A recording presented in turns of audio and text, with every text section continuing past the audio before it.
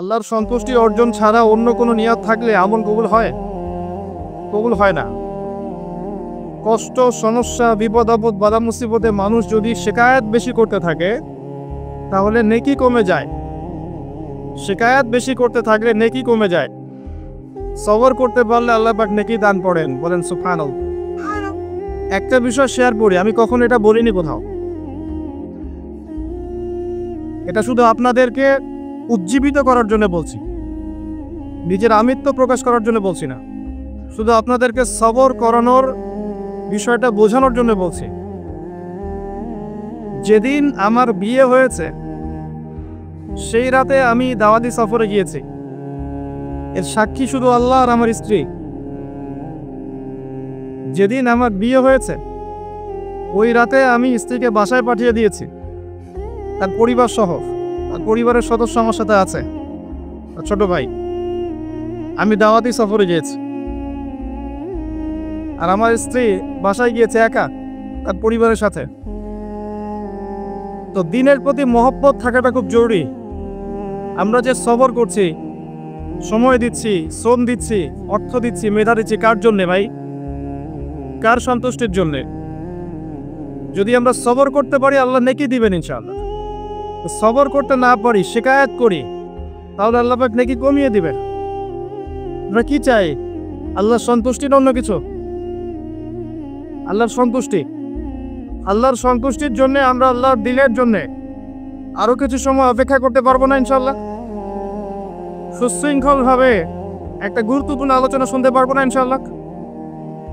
তার আগে আমরা দোয়া করছি আজকের এই মাহফিল যারা আয়োজন করেছেন, যারা অর্থ দিয়েছেন, শ্রম দিয়েছেন, পরামর্শ দিয়েছেন, সহযোগিতা করেছেন, প্রশাসনিক সহযোগিতা করেছেন ইত্যাদি, এবং যারা উপস্থিত হয়েছেন দিনের প্রতি মহব্বতে, আমরা দোয়া করি আল্লাহ পাক তাদের প্রত্যেকের নেক হায়াত এবং হালাল রিজিককে প্রশস্ত করুন, আমিন। এই কাজগুলোকে আল্লাহ পাক আমাদের পরকালে জাযায়ের, পরকালে পুলসিরাত পার হওয়ার মাধ্যম হিসেবে কবুল করুন, বলি আমিন। আজকের এই লেকচারটা ইনশাআল্লাহ সকলের জন্যই, নারী, পুরুষ, যুবক, বৃদ্ধ, সরকার, জনগণ, সকলের জন্যই আল্লাহ পাক সঠিক কথাগুলো বলার এবং আমল করার তৌফিক ইনায়াত করুন, আমিন। উমর রাদিয়াল্লাহু আনহু বলছেন, একটা কাঁটা বিছানো রাস্তায়, একটা রাস্তা যেখানে কাঁটা বিছানো আছে, মনে করেন কাচের টুকরো দেয়া আছে, এই রাস্তা আপনাকে পার হতে হবে। আপনি যত সতর্কতার সাথে পা ফেলবেন পার হওয়ার জন্যে, এটা হচ্ছে তাকওয়ার উদাহরণ। জীবনে চলার পথে অন্যায় থাকবে, শয়তানের টোপ থাকবে, আল্লাহ দ্রোহী হওয়ার সুযোগ থাকবে, পাপাচারে লিপ্ত হওয়ার সুযোগ থাকবে। আপনি বেছে বেছে পা ফেলে ফেলে আগাচ্ছেন, এগুলোতে পা দিচ্ছেন না, এর নাম হচ্ছে তাকওয়া। আমি কি বুঝাতে পারছি? আচ্ছা, তাকওয়া মানে শুধু এটাই নয় যে আল্লাহ যা আদেশ করেছেন এগুলোই করব, বরং আল্লাহ পাক যা নিষেধ করেছেন এগুলোকে ছেড়ে দেওয়ার নামও তাকওয়া।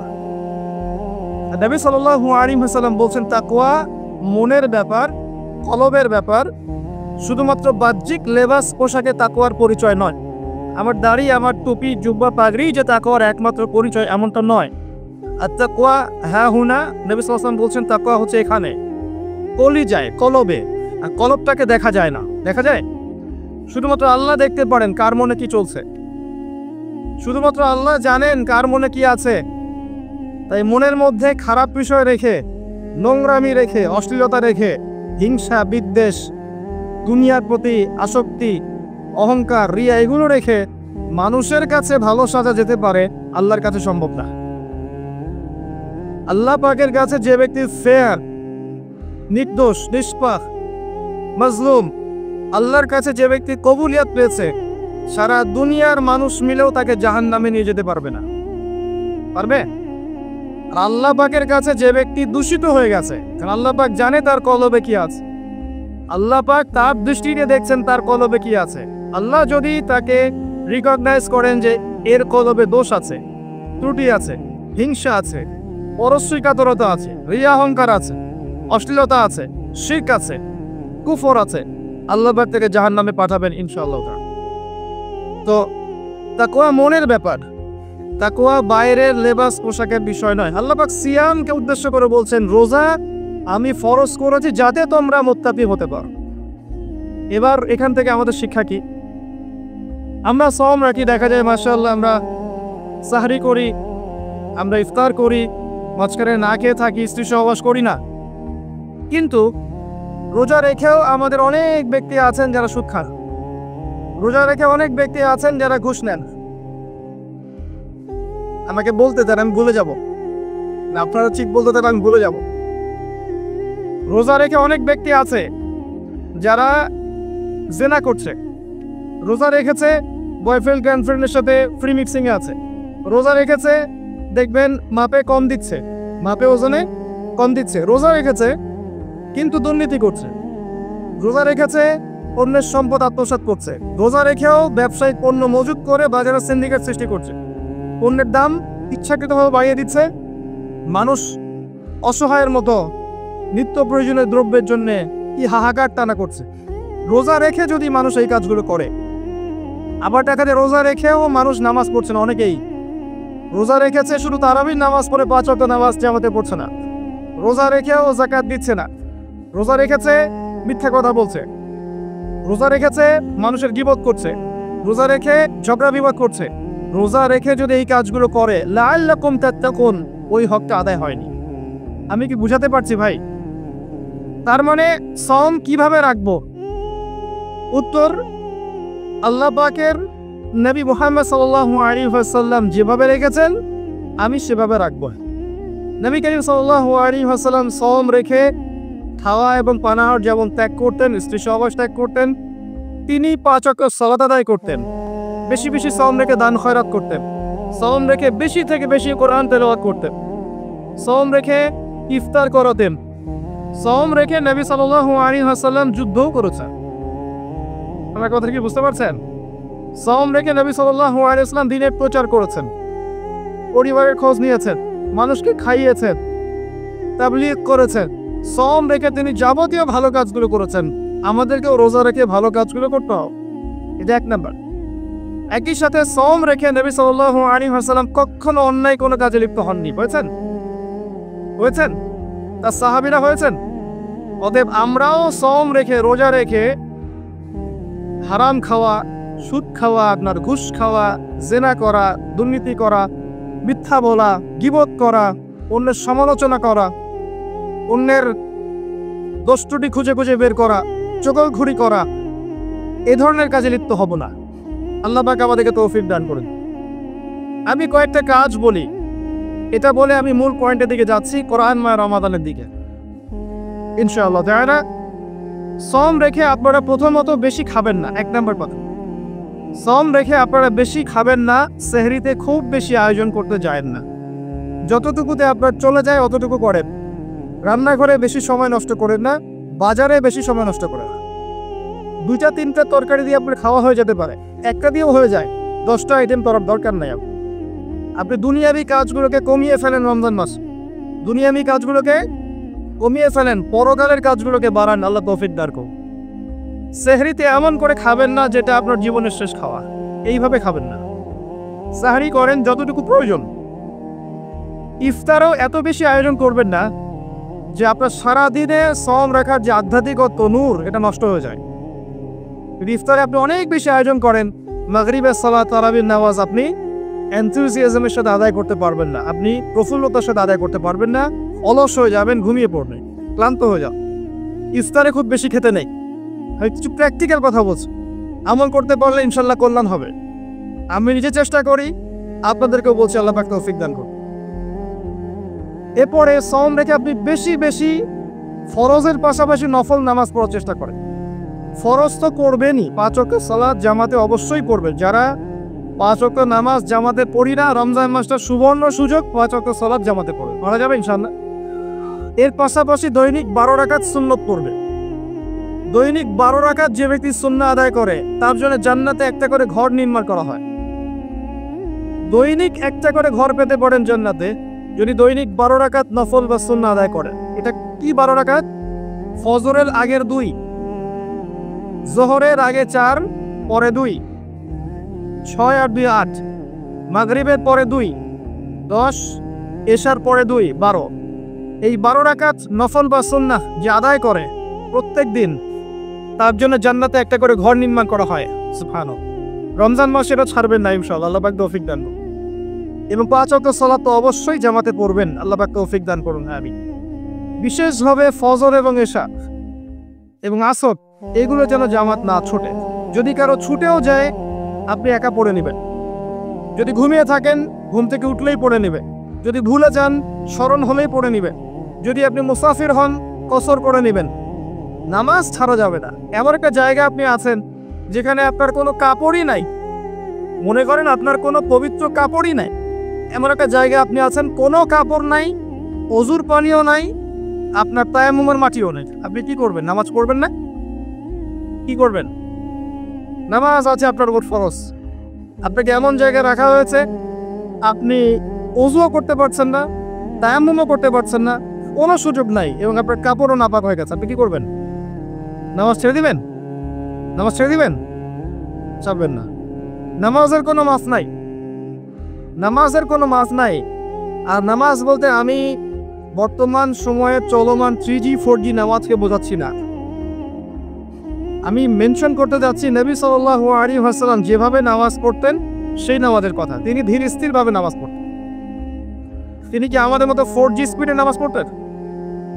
রুকু করলে সেজদা পাওয়া যায় না। অনেক মসজিদে দেখবেন তারাবি হবে রমজান মাসে, এত দ্রুত যে আসলে মুসল্লি বুঝতে পারে না কি তেলাওয়াত করা হচ্ছে। শেষের আয়াত থেকে লম্বা টান দিয়ে ছাড়া হয়, ওইটা খালি বুঝতে পারে এখন রুকু হবে, এইটুকু বুঝতে পারে। এরকম নয়। আপনি হারাম শরীফে দেখবেন, কাবা ঘরে দেখবেন, মসজিদ নববীতে দেখবেন, অন্যান্য যত মসজিদগুলো আছে আরব কন্টিনেন্টে, এখানে দেখবেন ধীর স্থিরভাবে তারাবি সালাত হয়, সুন্দর কেরাত হয়, লম্বা কেরাত, লম্বা রুকু, লম্বা সেজদা, এবং প্রশান্তির সাথে মানুষ সালাত আদায় করে। আমি এই সালাতকে বোঝাচ্ছি। রমাদান মাসে সালাতটাকে প্রশান্তির সাথে আদায় করেন, তাড়াহুড়া করবেন। কারণ ওমা খালাকতুল জিন্না ওয়াল ইনসা ইল্লা লিয়াবুদুন, আমি জিন আর মানুষকে শুধু আমার ইবাদত করার জন্যই সৃষ্টি করেছি, অন্য কোনো কারণে আল্লাহ পাক সৃষ্টি করেন নাই। এর জন্যই তো পৃথিবীতে এসেছি নামাজ পড়তে। নামাজ এত তাড়াহুড়া কেন? দুনিয়ার সমস্ত কাজ ধীরস্থিরভাবে করি, মসজিদে আসলে কখন বের হব তার আগে আমরা প্রতিযোগিতা সৃষ্টি করি। এটা কি ঠিক হচ্ছে ভাই? এটা ঠিক হচ্ছে? নামাজ স্থিরভাবে পড়ে, স্থিরভাবে পড়ে, আল্লাহ পাক তৌফিক দান করেন। আসেন রমাদানে আমি একটা কথা বলি, যাকাত, যাদের যাকাত আছে, নিসাব পরিমাণ সম্পত্তি হয়েছে, রমজানে যাকাত দিয়ে দিবেন। যাকাত দিয়ে টালবাহানা করবেন না, আল্লাহর ওয়াস্তে যাকাত দিয়ে দেন। যাকাত হচ্ছে আপনার সম্পদের গরিবের হক। অন্যের হক নষ্ট করলে এই শাস্তি আল্লাহ পাক এমনভাবে দিবেন, ওই সম্পদটাকে আল্লাহ পাক গলাবেন, গলিয়ে কপালে গালে পিঠে লাগিয়ে দিবেন, এবং একটা সাপের আকৃতি দিবেন, এই সাপ গলায় ঝুলে থাকবে এবং কপালে ঠোকর দিবে। বলেন নাউযুবিল্লাহ। যাকাত দিয়ে দেন। যাকাত ইসলামিক অর্থনীতির মূল ভিত্তি। যাকাত না থাকলে ইসলামিক ইকোনমিক টিকবে না। ইসলামিক ইকোনমিক্সের মূল বেইস হচ্ছে যাকাত এবং সাদাকা এবং বিজনেস, ব্যবসা। এগুলো নিয়ে পড়াশোনা করেন। আমি মাহফিলে এত ডিটেলস বলতে পারি না। আমি আগেও বলেছি, আমি আজ মাহফিলে আমি আমার জানা মতো 30-40% কথা বলতে পারি না, বাকি 60% পড়ে, 50% পড়ে। এগুলো বলার পরিবেশ এই মাহফিলগুলো নয়।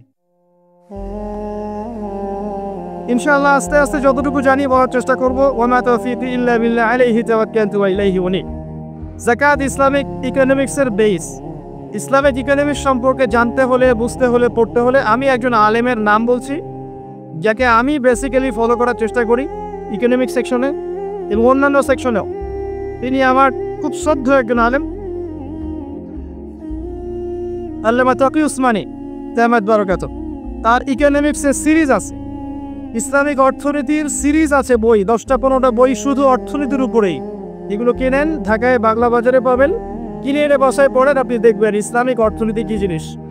আর অর্থনীতির জ্ঞান না থাকার কারণেই, অর্থনীতির বিশুদ্ধ জ্ঞান না থাকার কারণেই আমরা ইবাদত বন্দেগীর জীবনে নামাজি হলেও ব্যবসায়িক জীবনে, অর্থনৈতিক জীবনে পাক্কা সুদখোর হয়ে বসে আছে।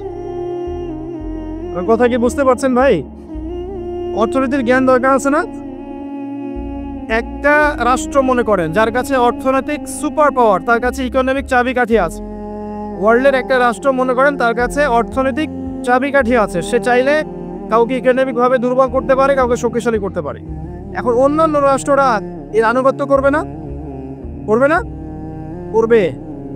অর্থনীতি মূল ভিত্তি। নবী সাল্লাল্লাহু আলাইহি ওয়াসাল্লাম মদিনায় হিজরত করে যখন মদিনা সনদ তৈরি করলেন, সাহাবীদের মধ্যে ভ্রাতৃত্বের বন্ধন স্থাপন করলেন, ইহুদিদের সাথে চুক্তি করলেন, মসজিদ নববী নির্মাণ করলেন, এরপরে তিনি প্রথম যেখানে ফোকাস করছেন সেটা হলো মুসলিমদের অর্থনীতি সমৃদ্ধ করার কাছে। তারপরে সামরিক বাহিনী গঠন ইত্যাদি ইত্যাদি। অর্থনীতি মূল জিনিস। আর এই বিষয়গুলো আমাদের প্রতিষ্ঠানগুলোতে আরো বেশি বেশি পড়ানো উচিত। এটা আমার নাসিহা। বাকি যারা এর দায়িত্বশীল তারা বুঝবেন। আসুন, আমি যেটা বলছিলাম, রমাদান মাসে যাকাতগুলোকে দিয়ে দেন। এটা আপনার সম্পদে গরিবের হক। যাকাত ইসলামিক সমাজে সাম্য নিয়ে আসবে। গরিব না খেয়ে মারা যাবে না। আপনার সম্পদে ওর হক আছে, ওই হকটা না দিয়ে আপনি মৃত্যুবরণ করেন না আল্লাহর বাস্তে। এই পর্যন্ত যে যাকাতগুলো দেন নাই সেটাও হিসাব করা উচিত যে আপনি কত টাকা যাকাত দেন নাই। আল্লাহ পাকের কাছে ইস্তেগফার করা উচিত যে আল্লাহ, আমার 20 বছর আগ থেকে যাকাত ফরজ হয়েছে, আমি যাকাত এখনো দেইনি, আল্লাহ আমাকে মাফ করো। যদি সম্ভব হয় টাকাগুলো দিয়ে দিয়েন। আল্লাহ পাক তৌফিক দান করেন, দোয়া করি আমি। রমজান মাসে বেশি থেকে বেশি তাসবিহ তাহলিল করবেন, বেশি বেশি সময় নষ্ট করবেন না। হয়তো ফেসবুকে কমেন্ট করতে গিয়ে, পোস্ট দিতে গিয়ে হয়তো সময় নষ্ট করবেন। এগুলোর কোনো ফায়দা নাই, এগুলোর খুব একটা ফায়দা নাই। বাস্তবিক মাঠে ময়দানে যারা কাজ করে এদের মধ্যে ফায়দা আছে। মুসলিমরা মাঠে কাজ করবে, মাঠে। এখন যারা মাঠে কাজ করছে তারা ফেসবুকে এত শোডাউন করে না, এত আইওয়াশ করে না। আপনি কি আজকে জানতে পেরেছেন যে বাংলাদেশে কতজন মানুষ খ্রিস্টান হয়েছে? জেনেছেন? আপনি কি আজকে জানতে পেরেছেন যে বাংলাদেশে কতজন মানুষ কাদিয়ানি হয়েছে? জেনেছেন? আপনি কি আজকে জানতে পেরেছেন যে বাংলাদেশে কতজন মানুষ আইলে কোরআন হয়েছে এবং শিয়া হয়ে গেছে? আপনি কি জানতে পেরেছেন? যারা এই কাজগুলো করছে বা করে তারা এত শোডাউন করে না। আর আমরা কাজের চেয়ে শোডাউনে বেশি অভ্যস্ত। আল্লাহ পাক আমাদেরকে বোঝার তৌফিক দান করুন। মসজিদে কাজ করেন, মসজিদ ভিত্তিক দাওয়া দেন, খুতবা দেন, তালিম করেন, আল্লাহর রাস্তায় সময় লাগান, মাঠে ময়দানে দিনের কাজ করেন, ইনশাল্লাহ দিন এগিয়ে যাবে ইনশাআল্লাহ। অনলাইন একটা অপশন যেখানে আপনি বিশুদ্ধ বিষয়গুলো প্রচার করতে পারেন। এটা ঝগড়া করার প্ল্যাটফর্ম নয়, এটা কাউকে বিতর্কিত করার প্ল্যাটফর্ম নয়, এটা কারো প্রতি বিদ্বেষ ঝাড়ার প্ল্যাটফর্ম নয়, এটা মনের দুঃখ প্রকাশের প্ল্যাটফর্ম নয়। এটা একটা মাধ্যম যেটা নিয়ন্ত্রণ করে ইহুদি খ্রিস্টানরা। এই মাধ্যমটা নিয়ন্ত্রণ করে কারা? ইহুদি খ্রিস্টানরা।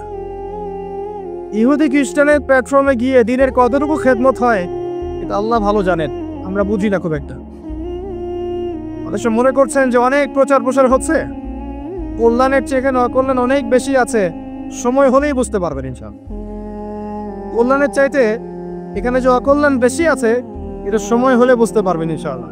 আমি অপেক্ষা করছি সময়ের জন্য, আমি সময়ের অপেক্ষা করতে বলছি। সময়টা হোক, তখন বুঝতে পারবেন ইনশাআল্লাহ এগুলোর মধ্যে কল্যাণের চাইতে অকল্যাণটা বেশি ছিল। এগুলো নিয়ন্ত্রণ মুসলিমদের হাতে নেই, এটা টোটাল নিয়ন্ত্রণ বাইরে। এবং এখানে কনস্ট্রাকটিভ কিছু পাবেন না আপনি, কনস্ট্রাকটিভ কিছু না। একটা ছেলে দিনের জ্ঞান অর্জন করতে চাবে, সে ইউটিউবে ঢুকবে, ওই বিষয়ে লেকচার শুনতে চাবে, যখনই সার্চ দিবে সে লিখবে ওই বিষয়ে এক আলেম যা বলেছেন তার বিপক্ষে আরেকজন কি বলেছেন এটা চলে আসবে। অমুক যা বললেন তমুকের বিরুদ্ধে, তমুক যা বললেন তমুকের বিরুদ্ধে, এটা চলে আসবে। ও একদিন একটা বিষয় পড়বে, আরেকদিন আরেকটা লেকচার শুনবে, আরেকদিন আরেকটা বই পড়বে, আরেকদিন আরেকটা লেকচার শুনবে। ও বিক্ষিপ্তভাবে ইসলাম চর্চা করবে, ওর মধ্যে কোনো কনস্ট্রাকটিভ ইসলামিক আইডিওলজি ইনস্টল করা যাবে না। আমরা কি স্কুল লাইফে এভাবে পড়াশোনা করেছি? কলেজে এভাবে পড়াশোনা করেছি? মাদ্রাসায় কি এভাবে এলোমেলো পড়াশোনা করেছি? শুরুটা হয় একটা লেভেল থেকে, লেভেল 1, লেভেল 2, লেভেল 3, লেভেল 4, আস্তে আস্তে আস্তে আস্তে মানুষ একটা লেভেলে যায়। আর আপনি যখন অনলাইন সেকশনকে ইলম অর্জনের একমাত্র মাধ্যম বানিয়েছেন তখন আপনার মস্তিষ্ক বিক্ষিপ্ত হয়ে গেছে। আপনি সবার কথা বুঝতে পারছেন? হয়তো বুঝতে পারছেন না। যখন আপনি অনলাইনটাকে দিনের জ্ঞান শেখার একমাত্র মাধ্যম বানিয়েছেন তখন আপনার মস্তিষ্কটা বিক্ষিপ্ত হয়ে গেছে। এবং আপনি এখানে গঠনমূলক বিষয়ের চেয়ে এদের সমালোচনা বেশি দেখেছেন। এবং এমনও কিছু কুরুচিপূর্ণ বিষয় আছে এখানে যেটা দেখলে মানুষের ইসলাম সম্পর্কে বিরূপ ধারণা সৃষ্টি হয়। সময় হোক বুঝবে। আর যারা এগুলোর প্রভাবে যাদের উপরে জুলুম আর নির্যাতন এসেছে তারা জানে যে ভিতরের বিষয়গুলো কি। যখন সময় আসবে বুঝবেন এগুলোর কল্যাণের চাইতে অকল্যাণ অনেক বেশি আছে। আমার নাসিহা, রুট লেভেল থেকে কাজ করেন, মসজিদে কাজ করেন, তালিমে কাজ করেন, খুতবায় কাজ করেন, মসজিদ ভিত্তিক কাজ করেন, মাদ্রাসা করেন, মহিলা মাদ্রাসা করেন, তালিমের বৈঠক চালু করেন, মহিলাদের তালিম চালু করেন, মক্তব চালু করেন, রুট লেভেল থেকে কাজ করেন, দিনের বিজয় হবে ইনশাআল্লাহ। যাই হোক, এগুলো নিয়ে আজকে এত বেশি কথা বলবো না, আমরা মূল পয়েন্টে আসি। রমজান কেন্দ্রিক কয়েকটা কাজের কথা আপনাদেরকে বলছি। সালাত, 5 ওয়াক্ত সালাত, নফল সালাত, দৈনিক 12 রাকাত সুন্নাহ এবং দিনের প্রতিটা কাজ নবী সাল্লাল্লাহু আলাইহি ওয়াসাল্লামের সুন্নাহ মতো করার চেষ্টা করা। ঘুম থেকে শুরু করে, ইস্তেঞ্জা থেকে শুরু করে প্রতিটা কাজ, ব্যবসা বাণিজ্য মুআমালাত সবকিছু করা যাবে ইনশাআল্লাহ। পাশাপাশি আল্লাহ পাকে জিকির বেশি বেশি করে করেন, বেশি থেকে বেশি আল্লাহ জিকির করেন, ইলম অর্জন করেন, আলেম ওলামার কাছে যান, যদি কোনো বিষয় না বোঝেন তাদেরকে জিজ্ঞাসা করেন, মক্তবে যান, মাদ্রাসায় যান, বাচ্চাদেরকে মক্তবে পাঠান, রমজান মাসটাকে এনজয় করেন, যাকাতগুলো দিয়ে দেন, বেশি বেশি দান সাদাকা করেন রমজান মাসে, বেশি থেকে বেশি মানুষকে ইফতার করানোর চেষ্টা করেন, বেশি থেকে বেশি মানুষকে ইফতার করানোর চেষ্টা করেন। অসহায় যারা আছে, এতিম, মিসকিন, বিধবা, যাদের ঘরে বাজারের টাকা পয়সা নাই, সামাজিকভাবে, ব্যক্তিগতভাবে, অনলাইনের মাধ্যমে, অফলাইনের মাধ্যমে, রাষ্ট্রীয়ভাবে, যেভাবে হোক তাদের ঘরে ঘরে ইফতারের প্যাকেজ পৌঁছে দেন, ঈদের খুশি পৌঁছে দেন, ঈদের সময়টুকু পৌঁছে দেন। ইনশাআল্লাহ তাআলা দেখবেন আল্লাহ পাক আপনার রিজিকে বারাকা দিবেন। এই কাজগুলো করলে পরে একটা ভ্রাতৃত্বের বন্ধন আসবে। রমজানের যে মূল লাআল্লাকুম তাত্তাকুন, এই বিষয়টা আমরা ইনশাআল্লাহ অর্জন করতে পারবো, আল্লাহ পাক তৌফিক দান করুন। আমি এখন আমার আলোচনার মূল জায়গায় আসছি। এতক্ষণ যেগুলো বললাম শুধু রমজান কেন্দ্রিক কথা বললাম, যাতে আপনারা রমজান মাসে টার্গেট করতে পারেন এই কাজগুলো করব। আর যারা তালেবে ইলম আছেন, রমজানের একটা টার্গেট করবেন পড়াশোনা করা। কিভাবে পড়বেন? আপনাকে বেসিক থেকে স্টার্ট করতে হবে। হুট করে একটা বই হাতে নিলেন ইসলামিক অর্থনীতির, কালকে একটা বই হাতে নিলেন ইসলামিক রাজনীতি, কালকে একটা বই হাতে নিলেন সহিহ বুখারী, পরশু একটা নিলেন কোরআনের তাফসীর। বিক্ষিপ্ত পড়াশোনা নয়। এই পড়াশোনাগুলো আপনাকে কনস্ট্রাকটিভ জ্ঞান দিবেন, আপনার মাথাটাকে বিক্ষিপ্ত করে ফেলবে। আমি হয়তো বুঝাতে পারছি না। যদি কেউ তওবা করে ইসলামের দিকে আসে এবং চিন্তা করে আমি এখন পড়াশোনা করব, জ্ঞান অর্জন করব, আমল করব, দিনের জন্য কিছু করব, তখন তাকে একটা বেসিক থেকে পড়াশোনা স্টার্ট করতে হবে। এই বেসিক থেকে স্টার্ট করতে পারে সবচেয়ে ভালো মাদ্রাসার বাচ্চারা, মাদ্রাসার সাথে সম্পৃক্ত যারা তারা সৌভাগ্যবান। আমরা দোয়া করি আল্লাহ পাক তাদেরকে আরো বারাকা দান করুন।